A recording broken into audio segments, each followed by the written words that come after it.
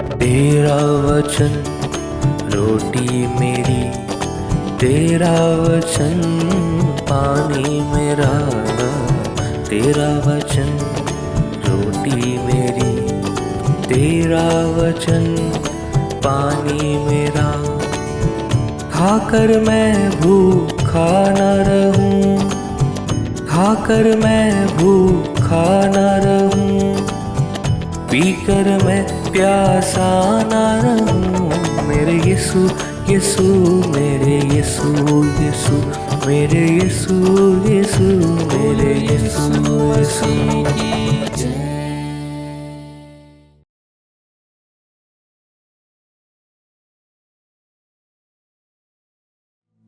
आइए हम आराधना में चले। परमेश्वर को थोड़ी देर धन्यवाद की आराधना चढ़ा करके महिमा दे, क्योंकि परमेश्वर भला है और वो भले काम वो कर रहा है।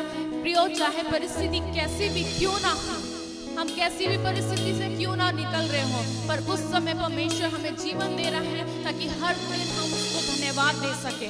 आज के दिन के लिए भी आप धन्यवाद दीजिए, आपके हर एक छोटे छोटे कामों के लिए जो आपको लगता था कि यह असंभव है, तो परमेश्वर ने संभव में बदला, इसलिए उसको धन्यवाद दे। आराधना को करके धन्यवाद दे। आइए हम गीतों को गाकर परमेश्वर को धन्यवाद दें। Thank you Lord Jesus.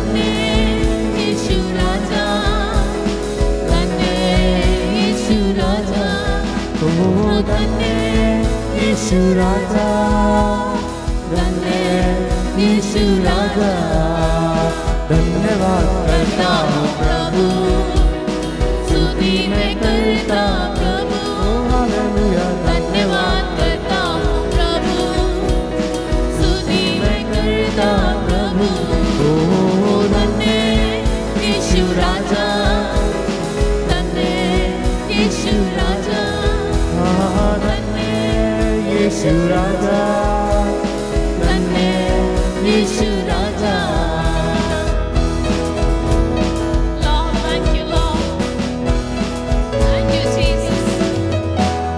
यहोवा ईरे धन्य राजा, यहोवा ईरे धन्य राजा, पूर्ति करता धन्य राजा, पूर्ति करता धन्य राजा, धन्यवाद करता हूँ प्रभु, स्तुति मैं करता प्रभु, धन्यवाद करता हूँ प्रभु, स्तुति मैं करता प्रभु, धन्य यीशु राजा, धन्य यीशु राजा, हालेलुया, धन्य यीशु राजा, धन्य यीशु राजा।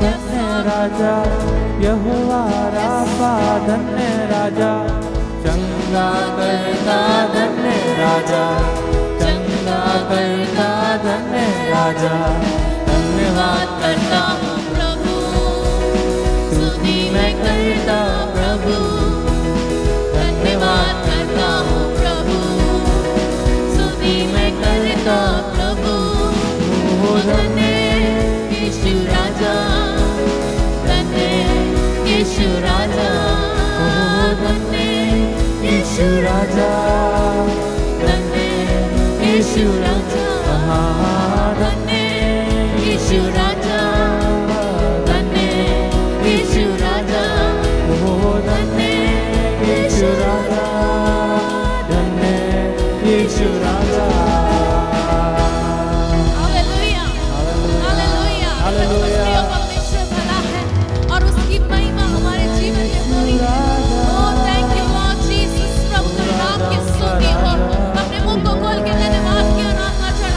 अपने मुंह को खोल के उसका शुक्रिया अदा करें, अपने मुंह को खोल कर उसके प्यारों के लिए शुक्रिया अदा करें, क्योंकि उसने अब तक हमें संभाला है। और रब शक्कर तरलबारे तरलबा रखतर रब शयर तरलबा यरंतर लबा और इधर रखतर लबा यंतर लबारी अनंतर लबा शर रबा रबा। प्रभु तू भला है, प्रभु तू भला है। अपने आप को तैयार करें, अपनी आंखों को बंद करें, आराधना में चले, कुछ देर उसको आराधना चलाए, उसमें खो जाए, उसमें खो जाए। वो आपसे बातचीत करना चाहता है, वो आज की शाम आपसे बातचीत करना चाहता है। अपने आप को तैयार करें, अपने आप को तैयार करें। Thank you Lord Jesus. और रब शखादा अंदर रबा और रबारी अंदर रबा। उद्धार है, Jesus. चंगाई Yes, है, Father Lord. रिहाई है, यीशु नाम। उद्धार है, चंगाई है, रिहाई है, यीशु नाम।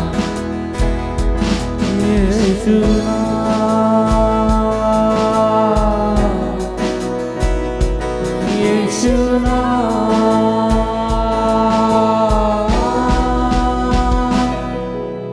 यीशु नाम, यीशु नाम, यीशु नाम,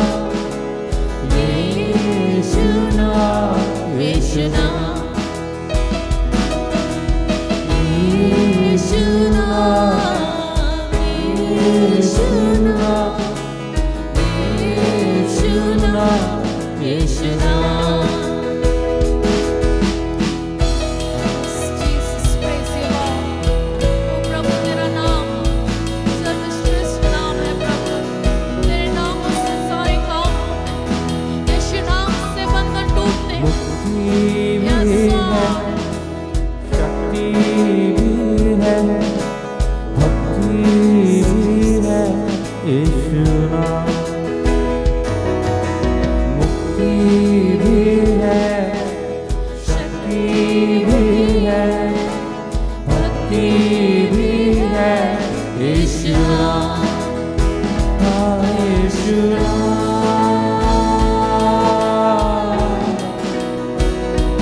यीशु नाम,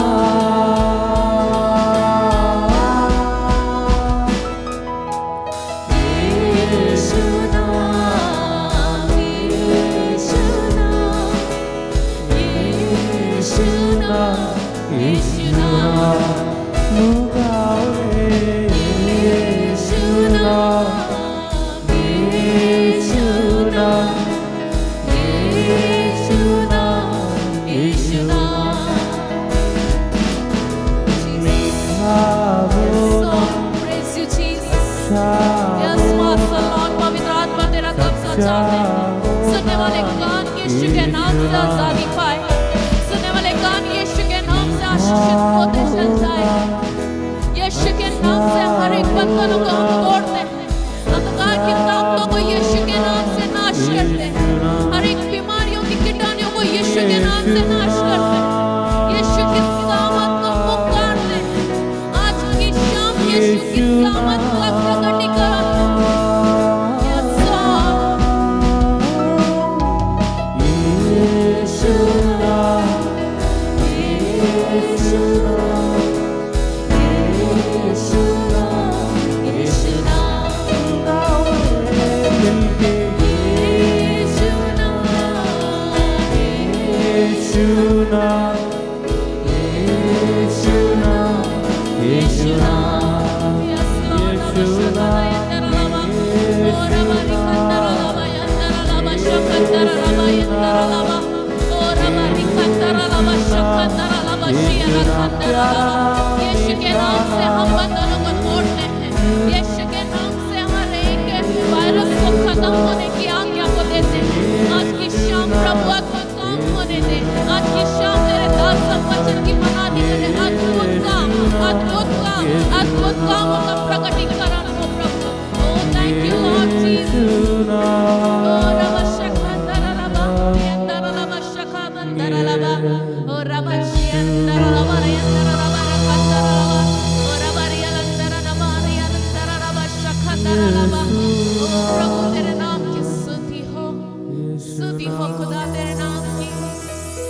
प्रभु तू भला है, तू भला है प्रभु, तू भला है प्रभु। हम तेरी उपस्थिति में हैं, और जब प्रभु हम तेरी उपस्थिति में हैं खुदा, तो तू कुछ नया काम करने दे, कुछ नया काम होने दे खुदा। लोगों के बीच में कुछ नया काम कर खुदा, कुछ अद्भुत आज शाम हो जाए खुदा, कुछ अद्भुत आज का शाम प्रभु लोगों के बीच में हो।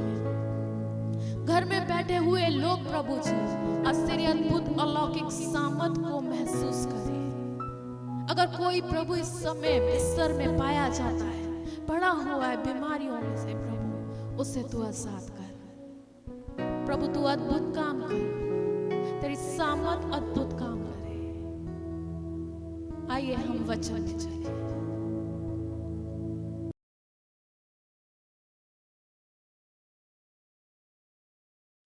Praise the Lord. Mount Carmel church Ajmer YouTube channel से जुड़े सभी सब्सक्राइबर दर्शकों को जल्द आने वाले हमारे प्रभु यीशु मसीह के मधुर और मीठे नाम में हमारे इस आवर बैट प्रोग्राम में अभिनंदन करते हैं। आशा करते हैं कि आप सब अच्छे होंगे और प्रभु ने आपको अब तक संभाला है। आइए आज शाम के समय में परमेश्वर के वचन की ओर चलेंगे और परमेश्वर के वचन में से निकाल के हम पढ़ेंगे मत्ती रचित सुसमाचार उसका 28वां अध्याय और उसके 11 पद से लेकर 15 पद तक। वे जा ही रही थी कि पहरुओं में से कुछ ने नगर में आकर पूरा हाल प्रधान याजकों से कह सुनाया।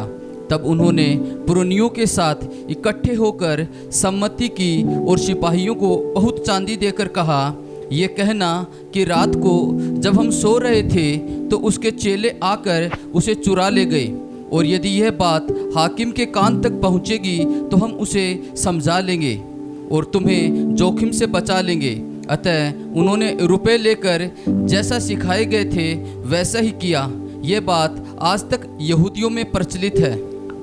मेरे अजीजों, यहाँ पर हम कल हम देख रहे थे कि परमेश्वर के वचन में से कि किस प्रकार से यीशु मसीह का पुनरुत्थान हुआ। और जब पुनरुत्थान हुआ तो पुनरुत्थान एक ऐसी चीज़ है जो छुपाई नहीं जा सकती।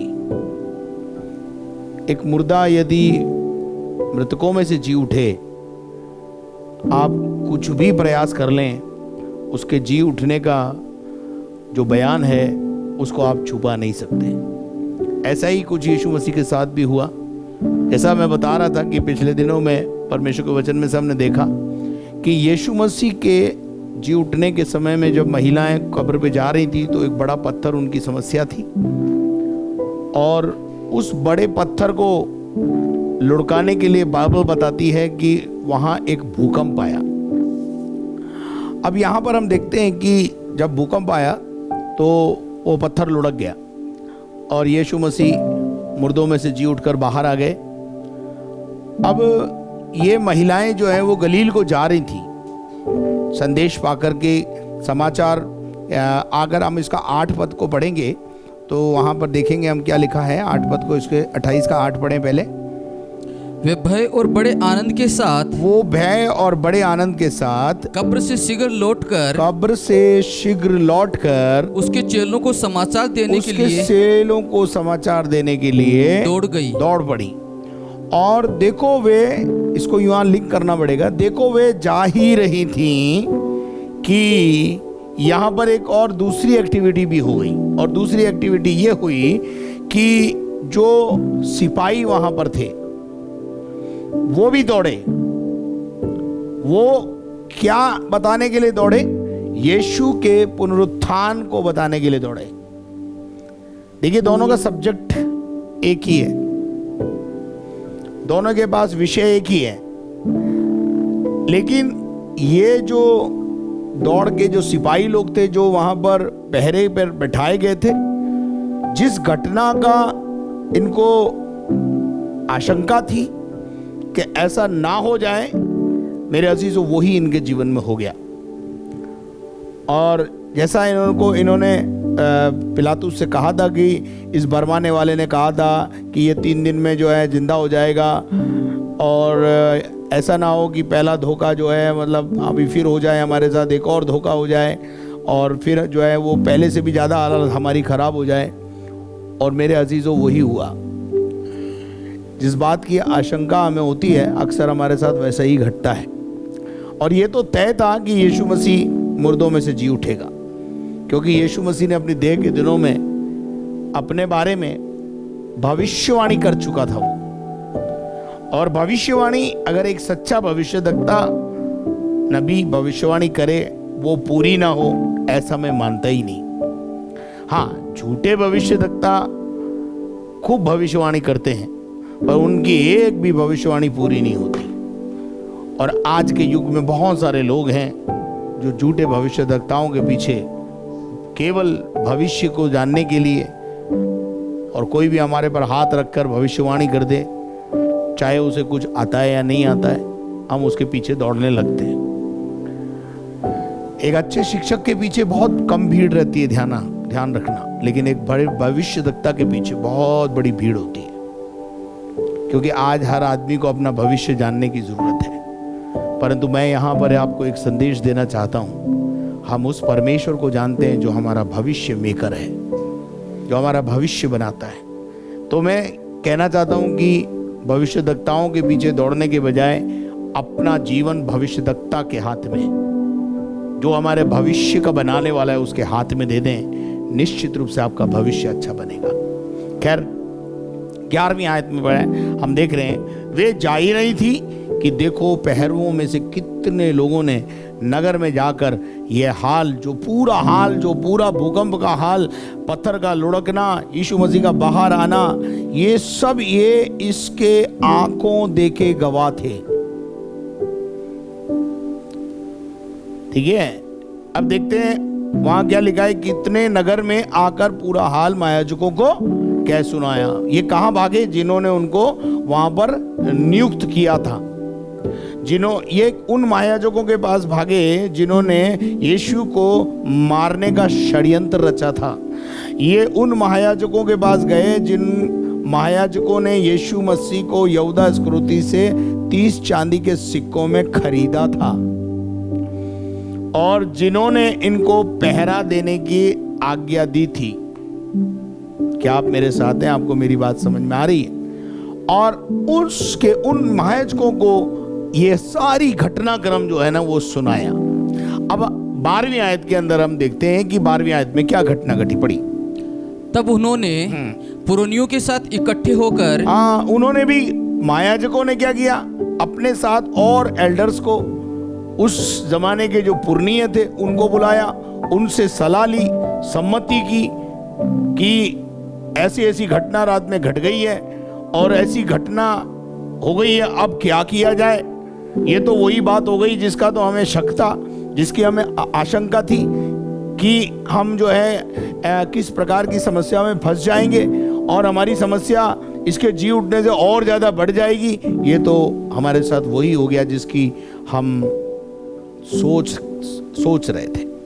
क्या मेरी बात समझ रहे हैं आप? तो यहां पर अपन देखते हैं कि एक मनुष्य है जब पाप करता है, किसी भी गलती उससे होती है, तो मेरी सलाह यह है वचन के अनुसार, यदि मनुष्य अपने अपराध को मान ले और छोड़ दे, नीति वचन 28:13 में लिखा हुआ है कि यदि मनुष्य अपने अपराध को मान ले और छोड़ दे तो उस पर दया की जाती है।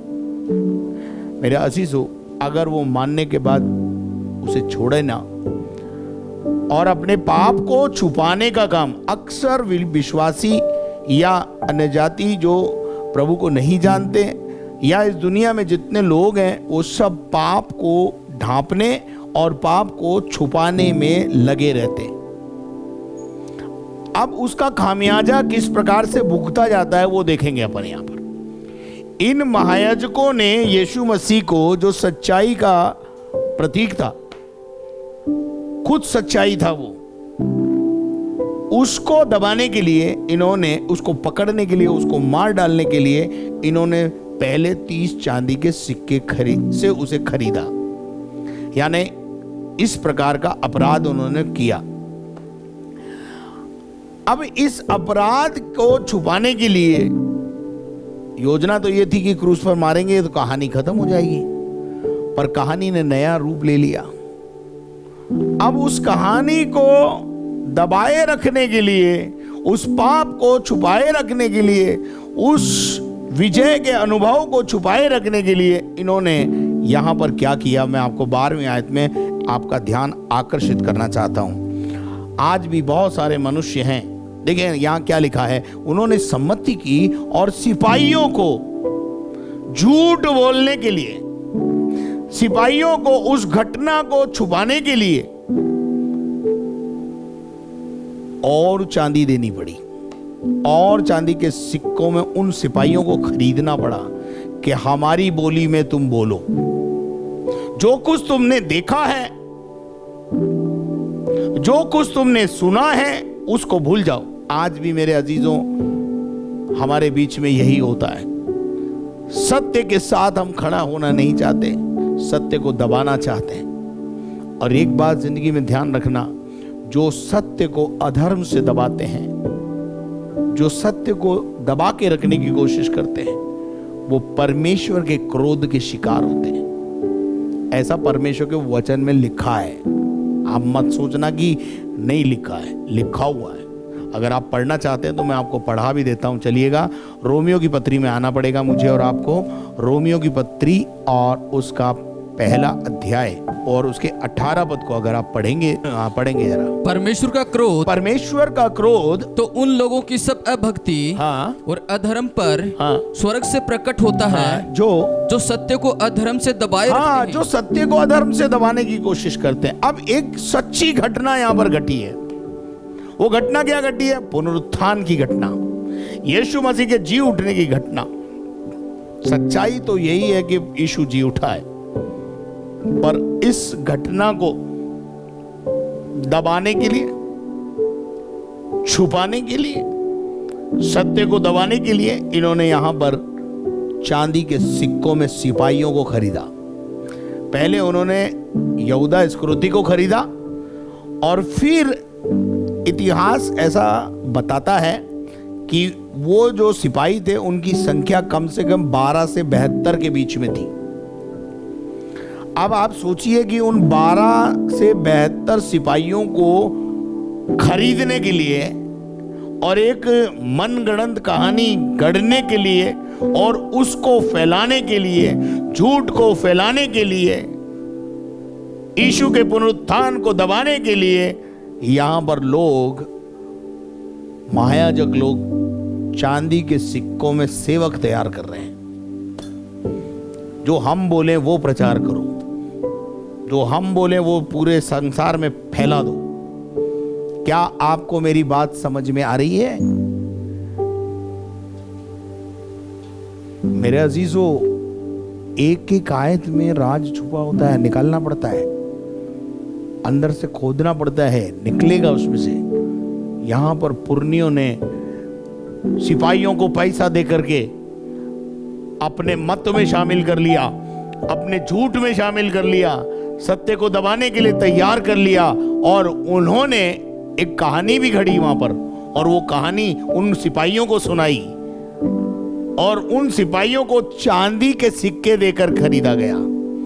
आज बहुत सारे झूठे भविष्यवक्ता, झूठे शिक्षक चांदी के सिक्कों में बिके हुए हैं और गलत कहानियां सुना रहे हैं। समझ में आ रहा है क्या? नहीं आ रहा है तो समझने की कोशिश करो। फिर क्या लिखा है ब्रदर, जरा देखेंगे। चांदी देकर उनसे क्या कहा, क्या कहने के लिए और क्या प्रचार करने के लिए बोला, पढ़िए। ये कहना कि रात को जब हम सो रहे थे, क्या कहानी बनाई, क्या कर रहे थे हम? रात को हम सो रहे थे। अब मुझे एक बात बताइए, कब्रिस्तान में भूकंप आया हुआ है, दुनिया को पता है कि रात को भूकंप आया है, और हो सकता है पूरे यरूशलेम को में भूकंप आ गया हो।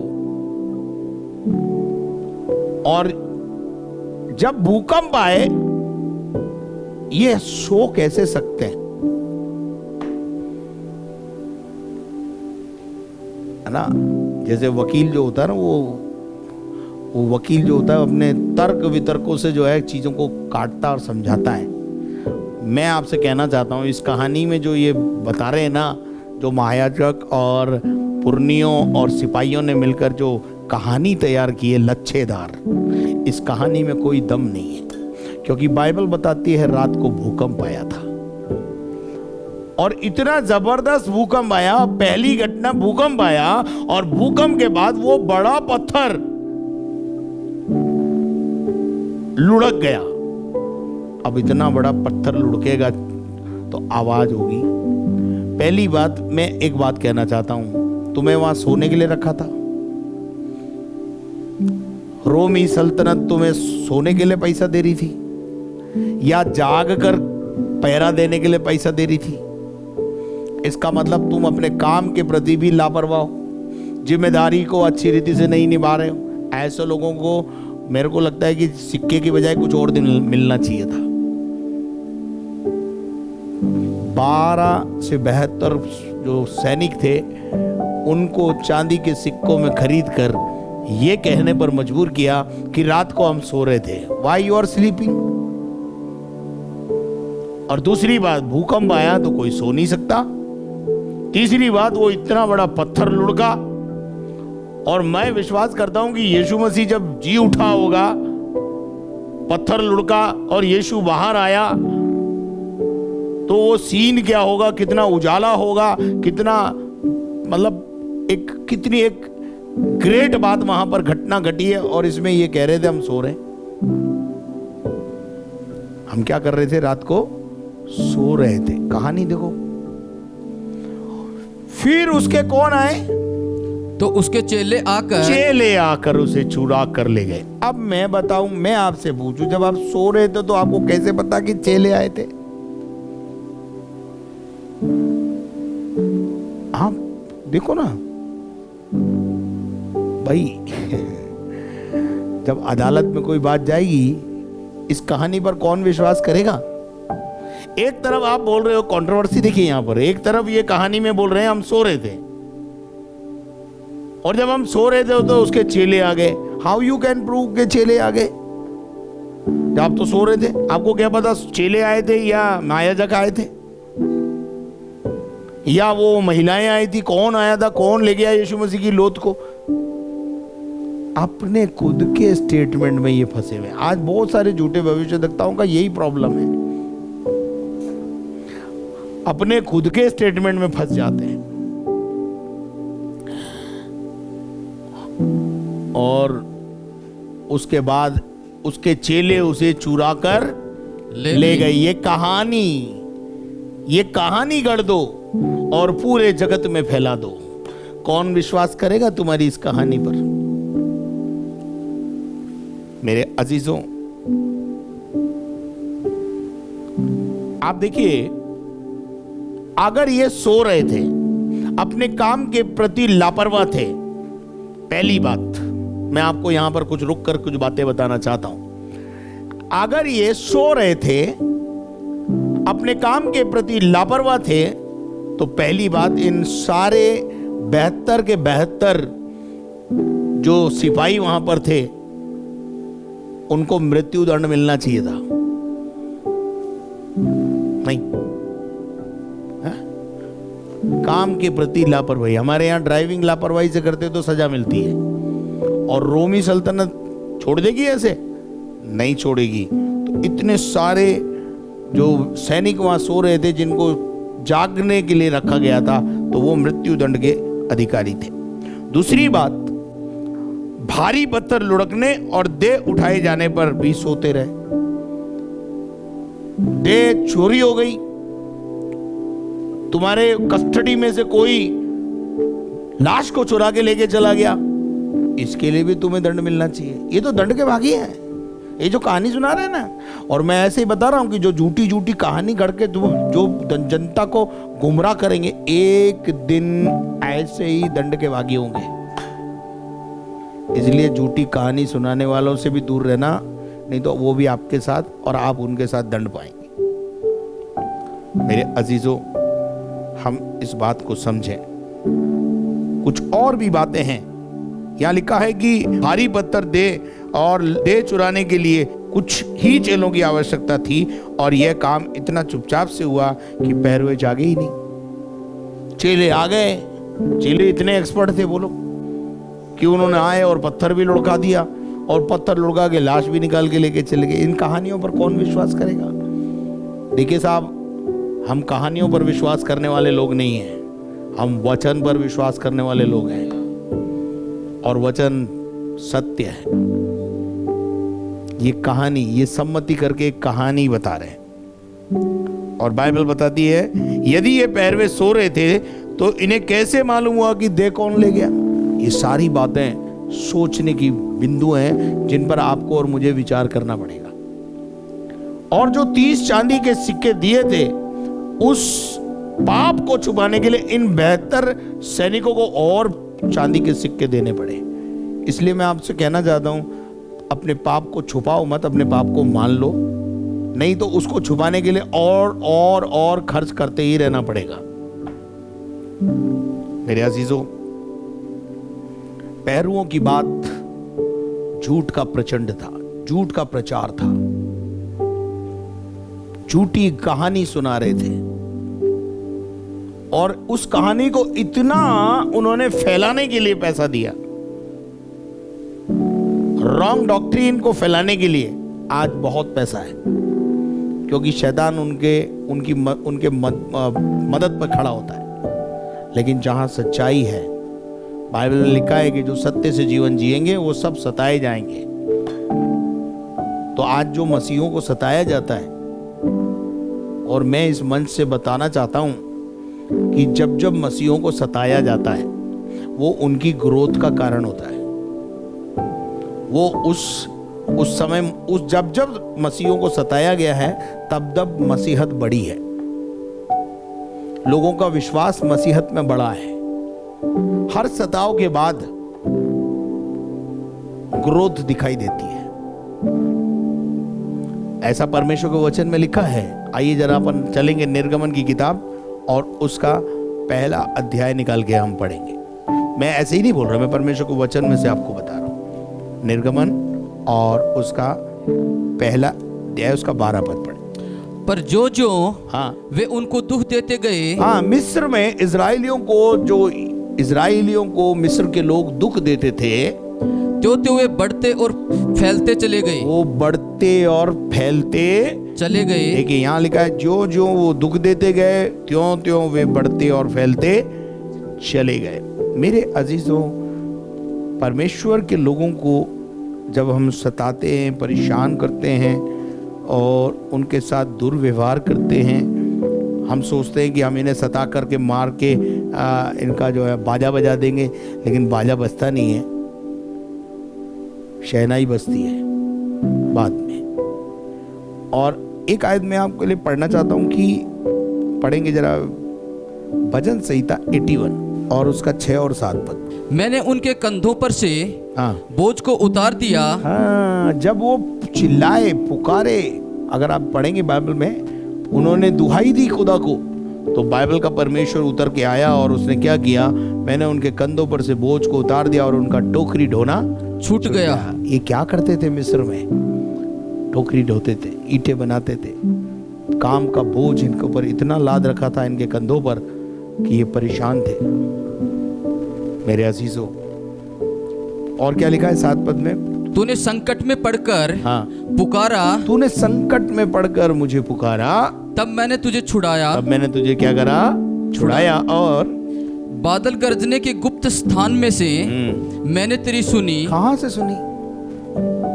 बादल की गर्जन के बीच में भी, बादल की गर्जन के बीच में भी पुकारने वाले की आवाज यहोवा सुनता है। वो ये नहीं बोलता प्रभु अरे जब बादल गरज रहा था मैंने तो कुछ सुना ही नहीं। नहीं, क्या लिखा है? बादल गरजने के गुप्त स्थान में से भी मैंने तेरी सुनी। मतलब पुकारने वाले की आवाज वो जरूर सुनता है, चाहे कितनी भी आंधी आ रही हो, कितना भी तूफान आ रहा हो, कितनी भी भीड़ हो। अगर आप यीशु मसीह के देह के दिनों में यीशु मसीह का देखें तो एक महिला ने यीशु मसीह को पीछे से आके छू लिया, यीशु रुक गया। वो तिमई का पुत्र बरतुलमई जोर जोर से पुकार रहा है, बड़ी भीड़ में यीशु मसीह जा रहा है, और यीशु मसीह ने उससे कहा, रुक गया यीशु मसीह और बोला इसको मेरे पास लाओ। एक आदमी गुलर के पेड़ पे चढ़ा हुआ है और बड़ी भीड़ यीशु मसीह के पास साथ जा रही है। यीशु को भीड़ से सरोकार नहीं, पर जो सच्चे मन से पुकार रहा उससे सरोकार है। बादल की गर्जन के बीच में क्या बात है। कभी कभी हम बोल देते ना, बहुत शोर था, हमने आपकी बात नहीं सुनी। हम बोल सकते हैं कि बहुत शोर था, हमने आपकी आवाज नहीं सुनी। बादल गरज रहे थे इसलिए मैंने आपकी आवाज नहीं सुनी। पर एक कैसा परमेश्वर है, बादल की गर्जन के बीच में से पुकारने वाले की आवाज सुनता है, उसकी दुहाई को सुनता है और उतर के आता है ताकि हमारी रिहाई करे। कोई तो बोले हालेलुया। मेरे अजीजों, यहां पर हम देखते हैं कि कितनी मन गढ़ंत एक कहानी इनको गढ़नी पड़ी और रुपया खर्च करना पड़ा अपनी बात को सच बनाने के लिए, और उसके बावजूद भी कहानी से कोई फायदा नहीं हुआ। और मैं आपको बता दूं, कथा कहानी से वैसे भी कोई फायदा होता नहीं है। आप लोगों को वचन सिखाओ, कहानी मत सुनाओ। फिर क्या लिखा है ब्रदर, 13 पद पढ़ो। ये कहना कि रात को जब हम सो रहे थे, रात को हम सो रहे थे, तो उसके चेले आकर उसे चुरा ले गए। उसको क्या करके लेके गए? चुरा के ले गए। फिर अब इनमें से किसी ने शायद बोला होगा, अरे ऐसे बोलेंगे तो हमें मृत्यु दंड मिल जाएगा। क्या हम सो रहे थे? हम तो सो नहीं रहे थे, हमने तो देखा है, हमने तो पत्थर भी लुढ़कते हुए देखा है। ये आई विटनेस है, लेकिन झूठ बोल रहे हैं पैसों के चक्कर में। पैसों के चक्कर में आज बहुत सारे प्रभु के सेवक भी बिके हुए हैं। भविष्यवक्ता बिक जाते हैं, झूठी कहानी सुनाते हैं। क्या लिखा है? ये कहना कि रात को हम सो रहे थे और उसके चेले उसे चुरा कर ले गए। चलिए आगे बढ़िए। और यदि ये बात हाकिम के कान तक पहुंचेगी, मेरा ख्याल है दोनों में डिस्कस हुआ होगा। सिपाहियों ने बोला होगा, देखो भाई इसमें तो मृत्यु दंड की संभावना है और जेल वेल भी हो सकती है इसमें तो, क्योंकि हम बोलेंगे हम सो रहे थे तो हाकिम बोलेगा कि तुमको सोने का पैसा मिलता है क्या? हाँ, तो ये तो हम मर जाएंगे। लेकिन इनने क्या दिलासा दिलाई, बोला जब ये बात हाकिम तक पहुंचेगी तो हाकिम को हम समझा लेंगे। उसको भी सिक्का दोगे, उसको भी सिक्का दोगे, उसको भी खरीदोगे। हाँ, लिखा है हम तुम्हें जोखिम से बचा लेंगे। मेरे अजीजों, इस दुनिया में तो हाकिम के जोखिम से आप बचा लिए जाओगे, हो सकता है कोई रिकमेंडेशन से, पर स्वर्ग के परमेश्वर के सामने कोई रिकमेंडेशन चलेगी नहीं बेटा। तुम 72 के 72 मरोगे। और जितने झूठे शिक्षक और कहानियां सुना रहे हैं ना, लॉलीपॉप सिखा रहे हैं, चुसा रहे हैं लोगों को, वो भी मरेंगे। और ऐसे बहुत सारे लोग हैं जिनको लॉलीपॉप चूसने की आदत है। परंतु मैं आपको बता देना चाहता हूं, इनने बोला जोखिम से हम तुम्हें बचा लेंगे। मेरे अजीजों, इस दुनिया में लोग आपको बचा सकते हैं, पर परमेश्वर के न्याय से आपको नहीं कोई बचा पाएगा। इब्रानियों 9:27 में परमेश्वर का वचन कहता है, मनुष्य के लिए एक बार मरना और उसके बाद न्याय के सिंहासन के सामने खड़ा होना तय, जवाब देना पड़ेगा। ये झूठी कहानी जो सुना रहे हो ना लोगों को, कथा कहानी जो सुना रहे हो ना लोगों को, आज प्रॉब्लम क्या है? लोगों का भी प्रॉब्लम है। लोगों को कथा कहानी से ही मजा आता है। हेलो, लोगों को मसालेदार चीजें खाने में मजा आता है।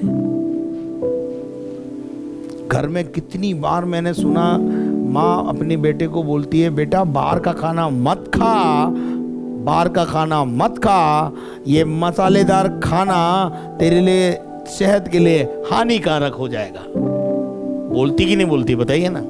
कई बार मैंने सुना है, पादरी साहब मैं इसको बोलती हूँ कि तुम, तेरे को पानी पता से खाने तो मुझे बोल, मैं बना के खिलाऊंगी।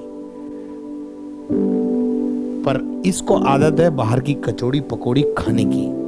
ऐसे ही विश्वासियों को कचौड़ी पकौड़ी खाने की आदत है। कभी उधर जाके खा ली, कभी उस चौराहे पे खाई, कभी उस चौराहे पे खाई, कभी इधर खाई, कभी उधर खाई, कभी उसको सुना, कभी उसको सुना, कभी उसको सुना, और खा खा कर दूसरों का मसालेदार कहानियाँ सुन के और किस्से सुन के और ज़्यादा चाट मसाले खा के, चाट वाले प्रचार सुन के हाजमा खराब हो गया।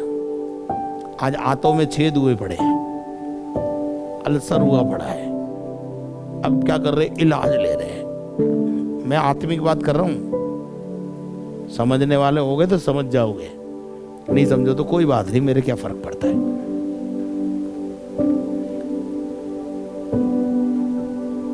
ये कथा कहानी से कुछ होने वाला नहीं है। आज मैक्सिमम सत्संगों के अंदर कहानी पर जोर दिया जाता है। आपको और मुझे प्रभु ने कहानी सुनाने के लिए अभिषेक नहीं दिया। ये कहानी सुनाने वाले ऐसे लोग होते हैं जो झूठ को गढ़ते हैं। हमारे पास सत्य का वचन है, हम इसको प्रचार करते हैं, हम यीशु मसीह को प्रचार करते हैं। Praise the Lord. तो अपन 15 आयत को पढ़ेंगे। अतः उन्होंने रुपए लेकर जमीर को बेच दिया। जैसा इन सिपाहियों ने जमीर को बेच दिया। क्या आप मेरे साथ हैं? क्या आपको मेरी बात समझ में आ रही है? आज चंद चांदी के सिक्कों में यहूदा इस्करियोती ने अपनी गुरु को बेच दिया। अब सबसे पहले क्या होता है, आदमी का जमीर बिकता है। क्या आपको मेरी बात समझ में आ रही है? यहूदा इस्करियोती का पहले जमीर बिका, उसके बाद उसने जाकर के फिजिकली भी चांदी के सिक्कों में यीशु का अपने गुरु का सौदा कर दिया। पर एक बात ध्यान रखना, यहूदा को प्राप्त किया हुआ वही प्रतिफल आपको भी मिलेगा। जमीर मत बेचो, आत्मा मत बेचो, आत्मा के साथ खिलवाड़ मत करो, आत्मा को जागरूक रखो। यहां लिखा है ये तैयार हो गए पैसा लेकर कहानी सुनाने को। उन्होंने रुपए लेकर जैसा सिखाए गए थे वैसा ही किया, और ये बात यहूदियों में इतनी फैला दी कि आज तक भी यहूदी लोग यीशु मसीह को मानते नहीं है। वो तो आज भी यीशु मसीह के प्रथम आगमन का इंतजार कर रहे हैं, जबकि जमाना यीशु मसीह का दूसरे आगमन का इंतजार कर रहा है। क्योंकि ये कहानी पैसों से सुनाने के लिए जिनको खरीदा वो उन्होंने कहानी सुना दी। पर मेरे अजीजों, मैं एक बात कहना चाहता हूं। बाइबल में एक बात लिखी है, जब यीशु मसीह दोबारा आएगा हर एक आंख उसको देखेगी और जिन्होंने उसको भेजा था वो भी उसे देखेंगे, और अंत ये होगा कि हर एक घुटना उसके सामने झुकेगा और अंगीकार करेगा यही यीशु है। मेरे अजीजों, कभी कभी हमारी आंख खुलती नहीं है। देखिए, यहां पर मैं आपको बताना चाहता हूं,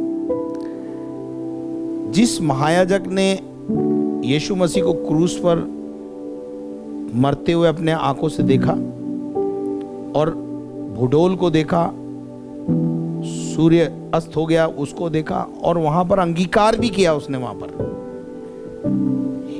सचमुच ये खुदा का बेटा है। अगर ये महायाजक यहां सचमुच कन्फेस कर लेते कि हमने जो कुछ किया उसे मनुष्य समझ के किया था, लेकिन ये खुदा का बेटा निकला, हमने तो इसे मार डाला था लेकिन परमेश्वर ने इसे पुनर्जीवित कर दिया, और जो कुछ ये कहता था इसने कर दिखाया। क्या ये सच्चाई नहीं थी? क्या ये सच्चाई नहीं है? यही सच्चाई है। पर इस सच्चाई को, इस सत्य को अधर्म से अपने आप को ऊंचा दिखाने के लिए, अपने आप को बनाए रखने के लिए, अपने गरिमा को, पद को बनाए रखने के लिए इस गलत काम में ये लोग शामिल हो गए। और पाप पे पाप, पाप पे पाप करे जा रहे हैं। ये क्या मुंह दिखाएंगे खुदा को? क्या जवाब देंगे खुदा को? ये कोई है इनके पास जवाब? क्या आप मेरे साथ हैं? क्या आपको मेरी बात समझ में आ रही है? ये क्या जवाब देंगे खुदा को? ये खुदा को मुंह दिखाने लायक भी नहीं रहेंगे। हमें कोई लाखों रुपया भी दे और गलत डॉक्ट्रीन को प्रचार करने के लिए बोले तो शायद हम मना करेंगे। हमें तो लोग बोलते हैं भाई सॉफ्ट प्रचार करो, अनुग्रह पर बात करो ज्यादा, वही हमसे नहीं होती। हम सीधा प्रचार करते हैं, कोई हमें कुछ दे या ना दे, क्योंकि हमें मालूम है हमारा देने वाला हमारा बाप ऊपर बैठा हुआ है। तुम क्या दोगे? खुदा है ना देने वाला, दिलाने वाला, वो है परमेश्वर। इसलिए कच्ची लेसाई ना तो करनी है ना करवानी है, मनगढ़ंत कहानी ना तो सुननी है और ना सुनानी है। ये सारे के सारे सिपाही पैसा लेकर झूठी कहानी पूरे यरूशलेम में सुनाते फिरे, और उसका प्रभाव आज भी है कि लोग आज भी यीशु मसीह को यीशु मानने के लिए तैयार नहीं है। They are waiting for the first coming of Jesus Christ because of this story. But हम जैसे प्रभु का धन्यवाद करते कि हम जैसे लोगों तक ये समाचार पहुंचा और हमने अनदेखे परमेश्वर पर विश्वास किया और विश्वास करते हैं। विश्वास अनदेखी चीजों का ही तो प्रमाण है। तो मेरे अजीजों, आशा करता हूं कि आपको ये बातें कुछ समझ में आई होंगी। आने वाले समय में फिर आपके साथ मुलाकात करेंगे। आइए हम प्रार्थना में जाएं। हमारे दयालु स्वर्गीय पिता, हम धन्यवाद के साथ तेरे चरणों में आते हैं, तुझे अब्बा पिता कहकर पुकारते हैं और तुझे धन्य कहते हैं और तेरे को शुक्र अदा करते हैं प्रभु जी कि तूने ये मौका हमको दिया। प्यारे खुदावन प्रभु जी, हम प्रार्थना करते हैं इस समय हमारी कलीसिया में और जो दर्शक हैं उनमें से यदि कोई भी बीमार है तो उन्हें छू के चंगा कर। जिनके जन्मदिन है उन्हें आशीष दे, जिनके मैरिज एनिवर्सरी उनको आशीष दे। सुने गए वचन को यीशु मसीह की आशीष कहते हैं प्रभु जी, लोगों तक आशीष पहुंचने पाए, लोग सत्य के लिए खड़े होने पाए। धन्यवाद करते तूने प्रार्थना सुना। सारी महिमा तुझे देते हुए प्रार्थना को यीशु मसीह के नाम से मांगते हैं, आमीन। और अब हमारे खुदावंद यीशु मसीह का फजल, खुदा बाप की मोहब्बत, पाक रूह की रिफाकत और शराकत अब से लेकर हमेशा तक हम सबों के साथ होती रहे और हम सब बोलें आमीन। And may God bless you. परमेश्वर आपको आशीष दे। साथ में यदि आपने हमारे चैनल को सब्सक्राइब नहीं किया तो जल्दी से आप उसे सब्सक्राइब करें, बेल आइकन को दबाएं, शेयर करें, लाइक करें। साथ में यदि आप इस चैनल के माध्यम से आशीष पाते हैं, हमारे लिए प्रतिदिन प्रार्थना करें और किसी भी प्रकार का आर्थिक सहयोग भेजने के लिए बैंक अकाउंट की डिटेल स्क्रीन पर है, इस्तेमाल करें। धन्यवाद। कल फिर मुलाकात करेंगे। Thank you.